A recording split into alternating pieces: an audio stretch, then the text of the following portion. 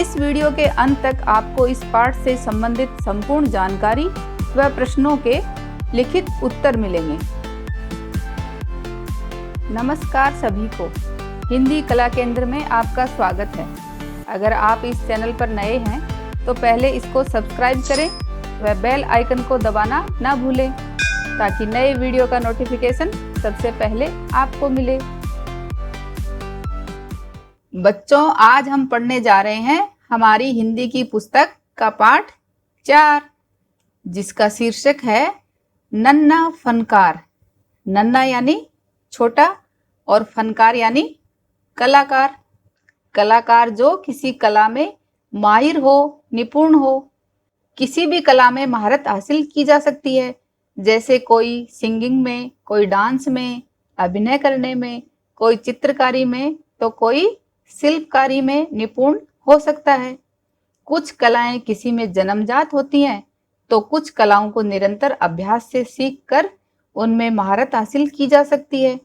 तो ऐसी ही एक कला में माहिर है ये नन्ना सा कलाकार बच्चा। ये कैसी कलाकारी कर रहा है? आपने कुछ ऐतिहासिक इमारतें जैसे ताजमहल, अक्षरधाम मंदिर, इनकी दीवारों पर जरूर ऐसी कलाकारी देखी होगी जो पत्थर को तराशकर बनाई जाती है। पत्थर को बहुत ही बारीकी से तराशकर ये कलाकारी की जाती है। तो चलिए आज की नन्हे फनकार की इस कहानी का आनंद लेते हैं, जो थोड़ी लंबी है लेकिन बहुत ही मजेदार है। ध्यान से समझते हुए इस कहानी को पढ़ेंगे। वह लड़का एक चौकोर लाल पत्थर के पास बैठ गया, यानी वो चौकोर यानी 4 कोनों वाले एक पत्थर के पास बैठ गया। उसने जल्दी जल्दी कोई प्रार्थना बुदबुदाई। उसने जल्दी जल्दी प्रार्थना, बुदबुदाना यानी मन ही मन में धीरे धीरे बोलना। तो धीरे से उसने प्रार्थना बुदबुदाई और छेनी हथौड़ा उठाकर अपने काम में जुट गया। यानी अपने काम को शुरू करने से पहले उसने प्रार्थना धीरे धीरे बोली और फिर छेनी हथौड़ा उठाकर अपने काम में लग गया। छेनी हथौड़ा क्या होता है बच्चों? ये देखो, इसका नाम है छेनी और ये हथौड़ा। इन दोनों से पत्थर को तोड़ने में या कोई बारीकी से काम करने में इनको काम में लेते हैं। कुछ दिन पहले ही उसने इस पत्थर पर घंटियों की कतारें और कड़ियां उकेरना शुरू किया था। थोड़े दिन पहले ही पत्थर पर घंटियों की कतारें और कड़ियां, इस तरह की घंटियों की कतारें और कड़ियां बनाना यानी उकेरना, उन पर इस तरह से उभारना शुरू किया था। उभारना क्या होता है? जैसे आप पत्थर को एक शेप में धीरे धीरे काटते जाते हो तो जो हिस्सा बच गया वो उभर कर बाहर आता है। तो इस तरह वो पत्थर पर घंटियों की कतारें और कड़ियों को उभार रहा था। लड़के ने एक अध बनी अधूरी घंटी पर छेनी की नोक टिकाई। छेनी यह, तो छेनी की एक नोक से अध बनी यानी अधूरी जो रह गई थी, आधी बनी हुई, उस पर उसने छेनी की नोक टिकाई और सावधानी पूर्वक हथौड़े से घंटी पर नक्काशी करने में जुट गया। और सावधानी पूर्वक यानी ध्यान से हथौड़े से घंटी पर नक्काशी, यानी नक्काशी क्या होती है? पत्थर या लकड़ी पर कलाकृति को तराशना, इस तरह की आकृति पत्थर पर बनाना। तो उस काम में वो लग गया।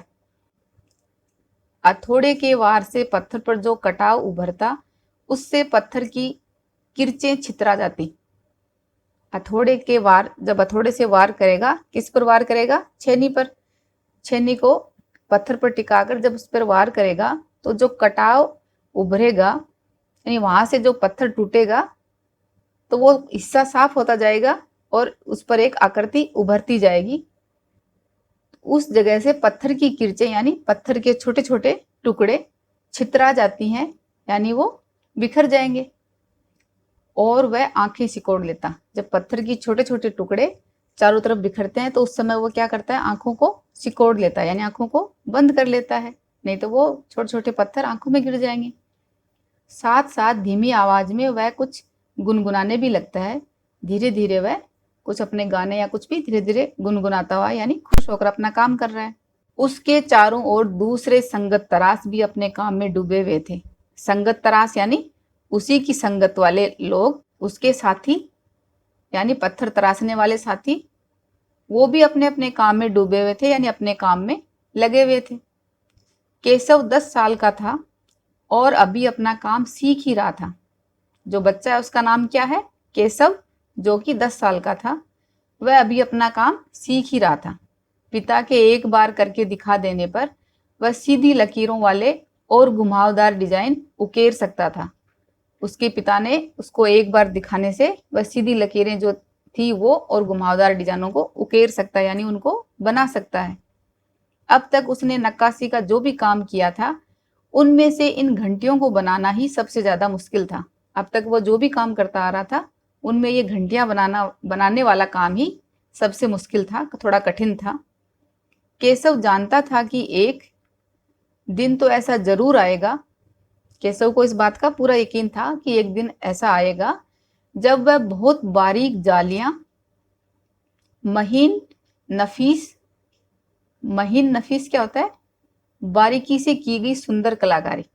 तो धीरे धीरे वो सीख रहा था, तो उसको यकीन था कि एक दिन वो बारीकी से बहुत सुंदर कलाकारी करेगा। और कलाकारी में क्या करेगा? बारीक जालियां बनाएगा, इस तरह की पत्थर को उकेर कर। बेल बूटे, इस तरह के बेल बूटे बनाएगा, उनमें कमल के फूल और लहराते हुए सांप और इठलाकर चलते हुए घोड़े।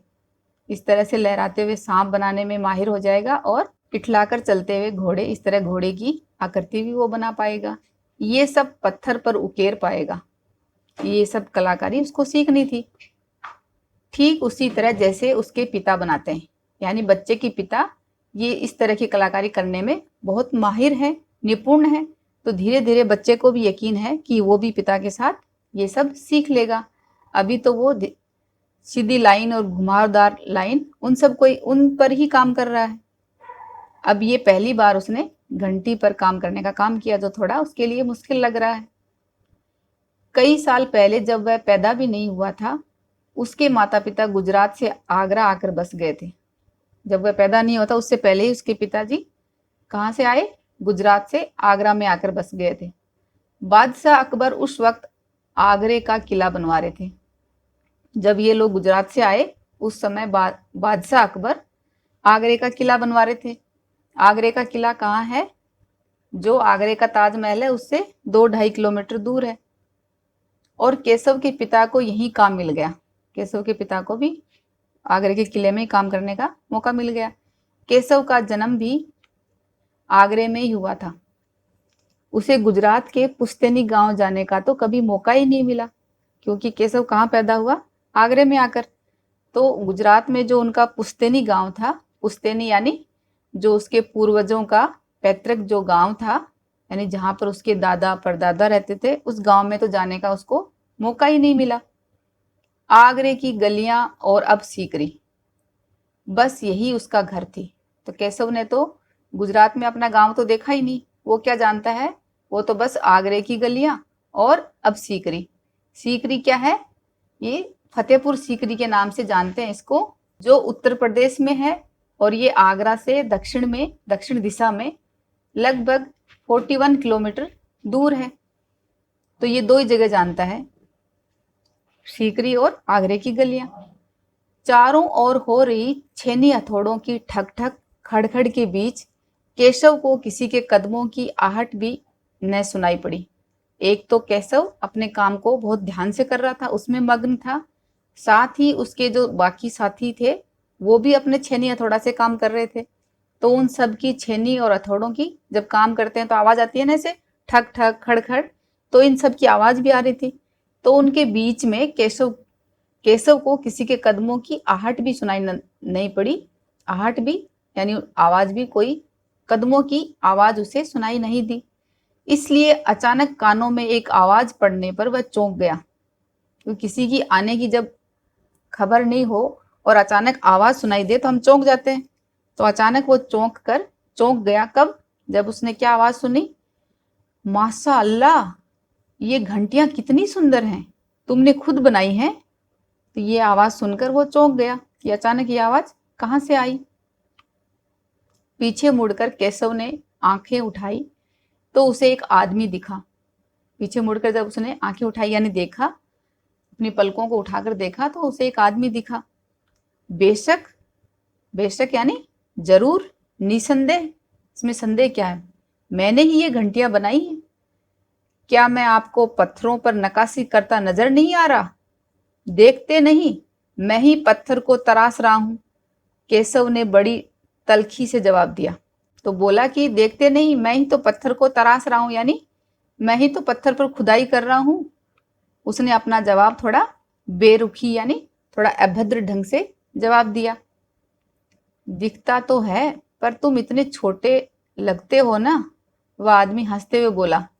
तो आदमी बोला कि ये मुझे दिख तो रहा है कि पत्थर पर खुदाई तो तुम ही कर रहे हो, लेकिन तुम्हें देख कर, यानी तुम इतने छोटे हो तो लग नहीं रहा कि तुमने ही बनाया है। यानी वो जो काम कर रहा था वो बहुत सुंदर कर रहा था, तो उसको लगा कि इतना छोटा बच्चा इतना सुंदर कैसे बना सकता है। तो लड़का बोलता है, मैं 10 साल का हूं। 10? अच्छा। वह आदमी पास पड़े पत्थर पर बैठते हुए बोला, तब तो काफी बड़े हो। मैंने भी 13 साल की उम्र में एक लड़ाई में हिस्सा लिया था। अब केशव उस आदमी को अच्छी तरह देख पा रहा था। केशव ने अभी जब वो बैठ गया सामने, तब वो अच्छी तरह देख पा रहा था। उसकी उम्र रही होगी 30 से ऊपर। जो आदमी बोल रहा था उसकी उम्र क्या रही होगी? 30 के ऊपर। कद मंझोला, कल मंझोला यानी मध्यम आकार का, साइज में मध्यम आकार का था।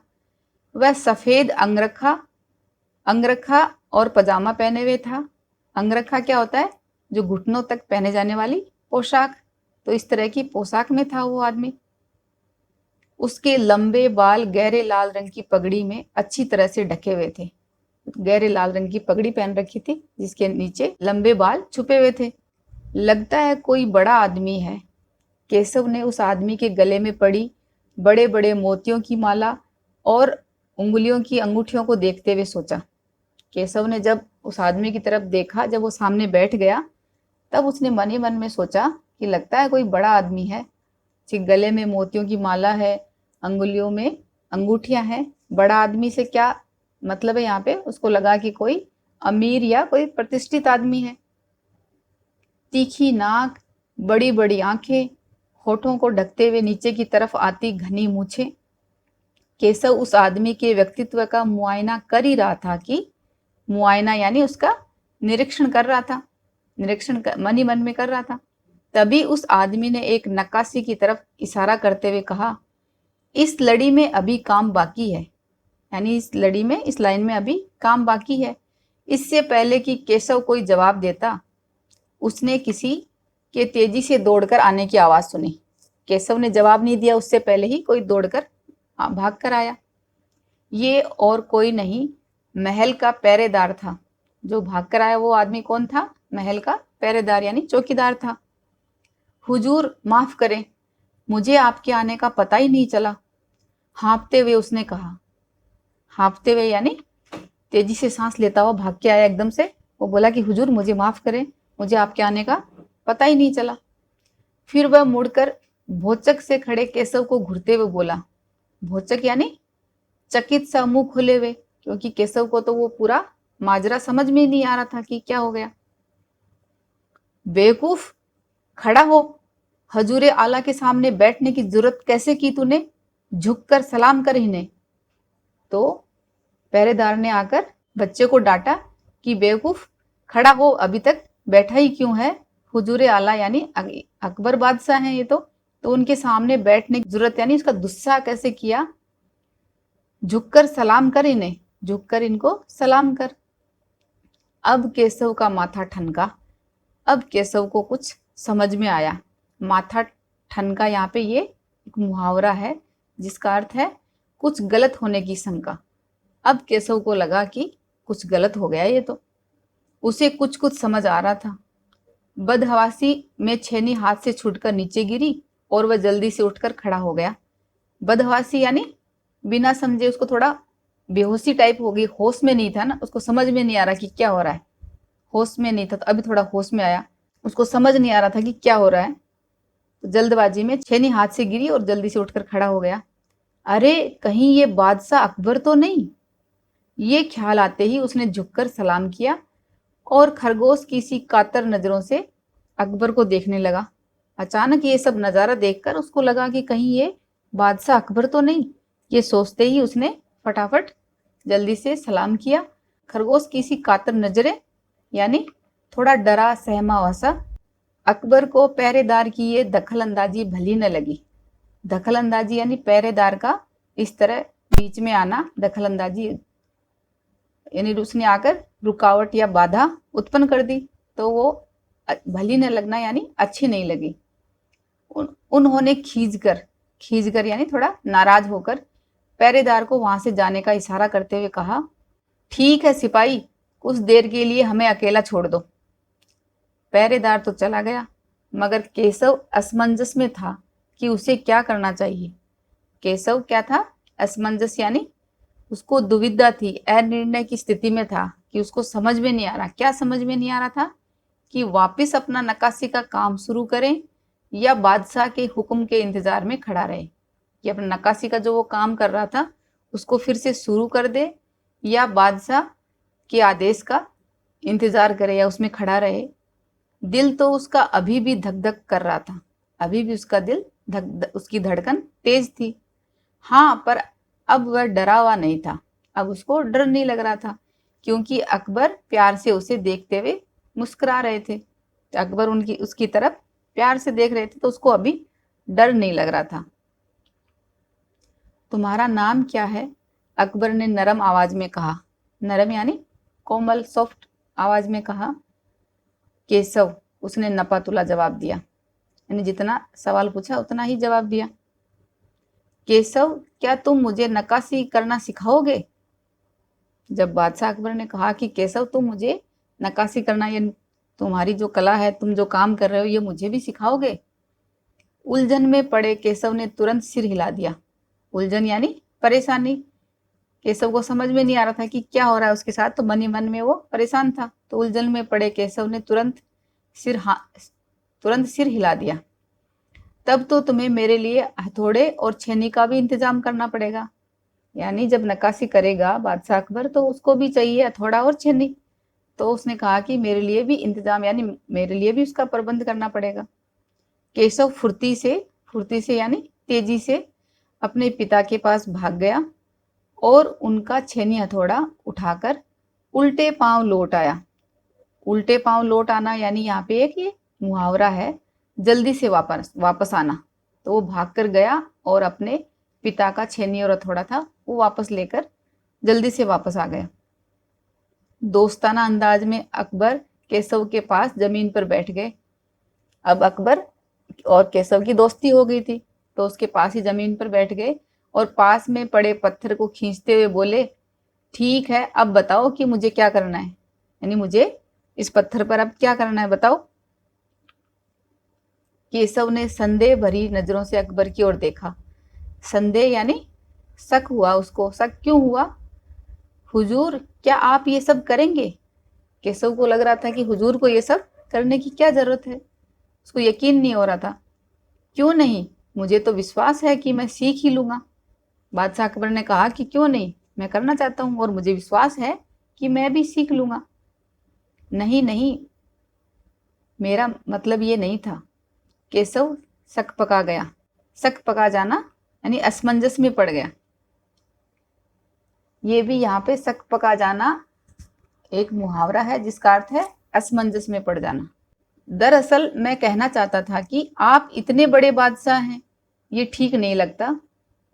यानी आप इतने बड़े बादशाह हैं तो आपको ये काम ठीक नहीं लगता, उसने कुछ अनमने भाव से कहा। अकबर हंसकर बोले, अच्छा, लेकिन पिछले हफ्ते तो मैंने मिट्टी से भरी डलिया ढोने में किसी की मदद की थी। क्या ये काम उससे भी ज्यादा मुश्किल है? तो इस वाक्य में हमें पता चलता है कि बादशाह अकबर बहुत ही नेक इंसान थे, जो अक्सर जनता के बीच में आकर उनकी परेशानियों को देखते और उनकी जरूरत पड़ने पर सहायता भी करते थे। तो बादशाह अकबर ने बताया कि पिछले हफ्ते तो मैंने मिट्टी से भरी डलिया किसी की डलिया ढोने में यानी उसको ले जाने में उसकी मदद की थी। तो उस काम से तो ये काम ज्यादा मुश्किल नहीं है, यानी वो काम ज्यादा मुश्किल था। केशव अभी भी असमंजस की स्थिति में था, अभी भी वो असमंजस में था।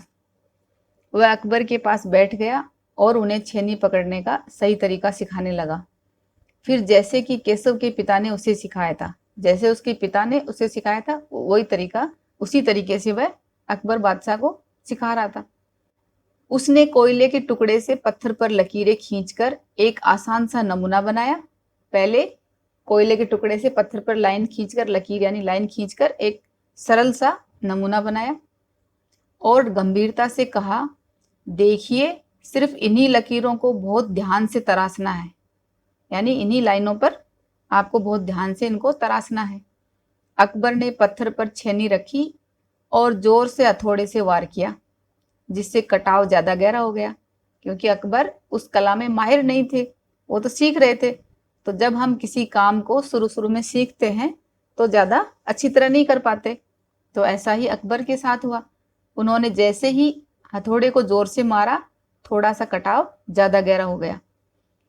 अरे अरे, नहीं नहीं, केशव ने तुरंत गलती पकड़ी। तो गलत हो गया तो फटाफट केशव ने तुरंत यानी जल्दी से गलती पकड़ ली।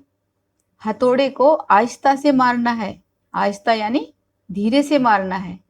फिर उसने मार के दिखाया, ऐसे उसने करके दिखाया।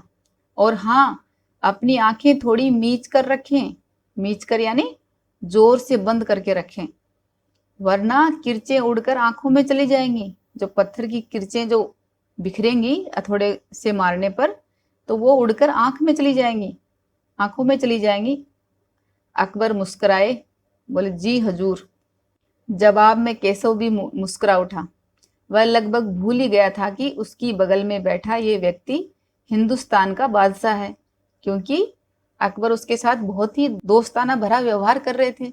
तो वो बच्चा भी भूल ही गया कि वह जो उनके बाजू में बैठा है वह हिंदुस्तान का बादशाह है। एक अनाड़ी से वयस्क पर अपने काम की धाक जमाने में उसे मजा आ रहा था। एक अनाड़ी, अनाड़ी कौन होता है? जो अनिपुण यानी बेहुनर, जिसमें हुनर नहीं था, और वयस्क यानी वो शाना और समझदार। तो बादशाह वैसे तो शाने और समझदार थे, लेकिन उस कला में वो अनिपुण थे। तो उन पर अपने काम की धाक जमाने में उस बच्चे को बड़ा मजा आ रहा था। धाक जमाना ये एक मुहावरा है जिसका अर्थ होता है कि अपना प्रभाव दिखाना। तो बच्चा अपनी कलाकारी का प्रभाव दिखा रहा था उनको।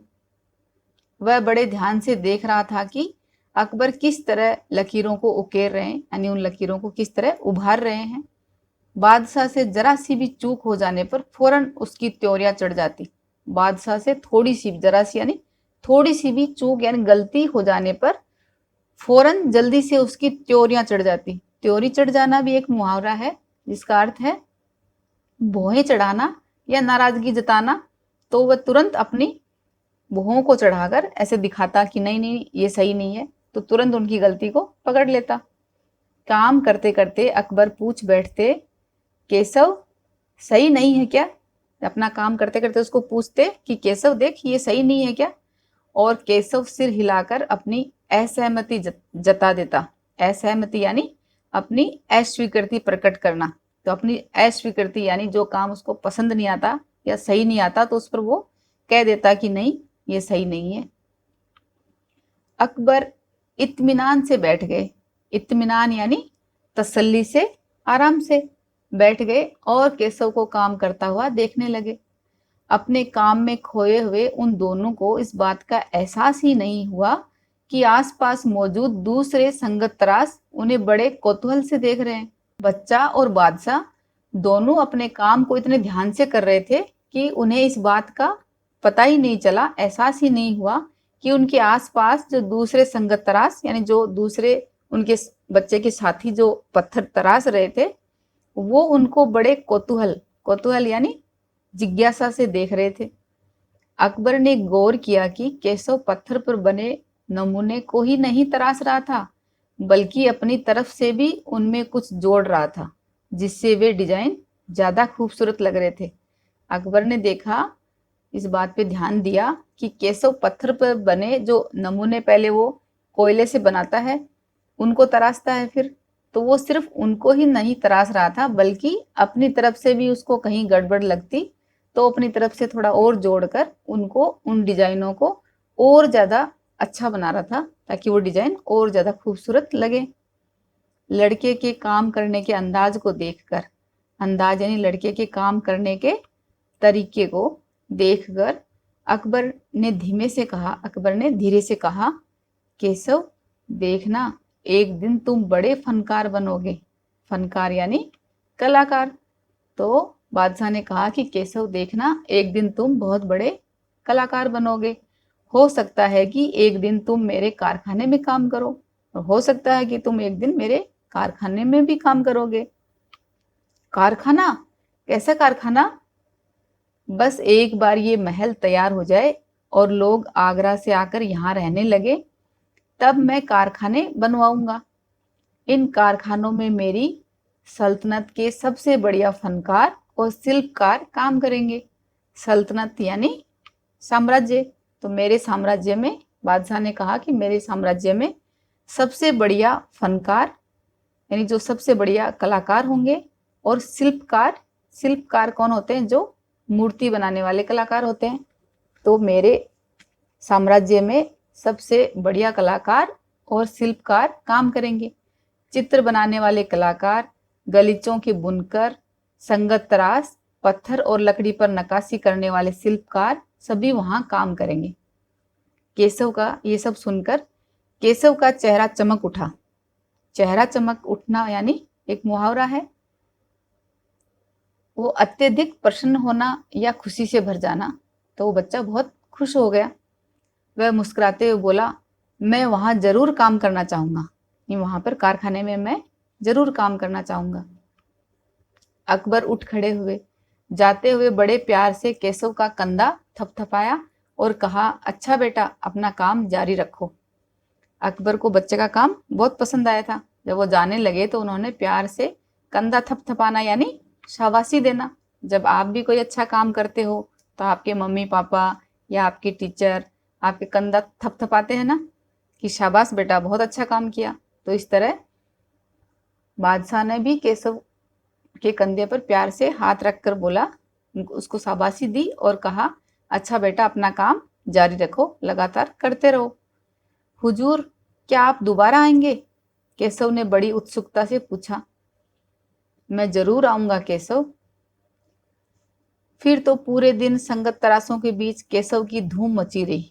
केशव की धूम मची रही यानी उसका बोलबाला रहा, क्योंकि बाकी दूसरे संगत तराश तो सिर्फ उसको दूर से देख रहे थे कि बादशाह के साथ किस तरह से उसने काम किया। वह बार बार बादशाह से हुई अपनी मुलाकात सबको सुनाता रहा। तो बादशाह के साथ जो मुलाकात यानी जो बातचीत हुई वो सबको सुना रहा था। रात हो चली थी। केशव बहुत थका हुआ था, पर आंखों में नींद कहाँ। आंखों में नींद क्यों नहीं आ रही थी?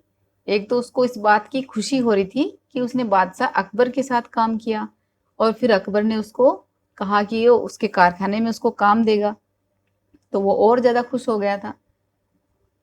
इसलिए उसको थोड़ी खुशी में उसको नींद नहीं आ रही थी। वह धीरे से अपने पिता के बिस्तर में घुस गया। पिता ने मुस्कुराकर कहा, तुम तो अभी से इतने प्रसिद्ध हो गए हो, अभी से तुम इतने फेमस हो गए यानी मशहूर, लोकप्रिय हो गए हो। बादशाह सलामत ने कहा है कि एक दिन मैं बहुत बड़ा कलाकार बनूंगा। बच्चे ने अपने पिता को बताया कि बादशाह सलामत मुझे बोल के गए हैं कि मैं बहुत बड़ा कलाकार बनूंगा।